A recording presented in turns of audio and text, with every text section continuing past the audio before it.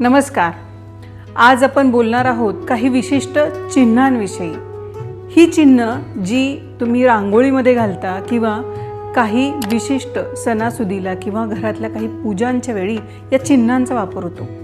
त्याच्यामध्ये विशेषतः ओम, स्वस्तिक, शंख किंवा शुभलाभ, गाईची पावलं, लक्ष्मीची पावलं अशी असंख्य चिन्ह आहेत की जी आपण रांगोळीमध्ये किंवा पूजेमध्ये वापरतो. यंत्र आणि काही विशिष्ट चिन्ह यांचा संबंध आहे परस्परांशी. म्हणजे तसं पाहायला गेलं तर जी यंत्र म्हणून आपल्याला माहिती आहेत, श्रीयंत्र माहिती आहेत, लक्ष्मी यंत्र माहिती आहे, गणेश यंत्र आपल्याला माहिती आहे, तर कधीकधी आपल्याला ही चिन्ह माहिती आहेत. या परस्परांचा जर आपण समन्वय साधला आणि त्याची आखणी आपल्या घरामध्ये जर केली आणि रोजच्या जीवनामध्ये ही चिन्ह आपण जर प्रत्यक्ष पाहिली तर नक्की आपल्याला याचा फायदा होतो.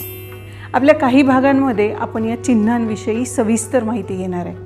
त्याच्यामुळे तुम्ही तुमचं एक टिपण वही जवळ ठेवा आणि मी रोज जे काही विश्लेषण एखाद्या चिन्हाबद्दल सांगेन ते नक्की आवर्जून लिहून घ्या. कारण कधीतरी तुमच्या मुलांच्या शिक्षणासाठी तुम्हाला त्याचा फायदा होईल, तर कधी घरामध्ये लक्ष्मी अस्थिर असेल तर त्या लक्ष्मीला आगमनासाठी बोलवण्यासाठी या चिन्हांचा आणि या यंत्रांचा नक्की वापर होईल.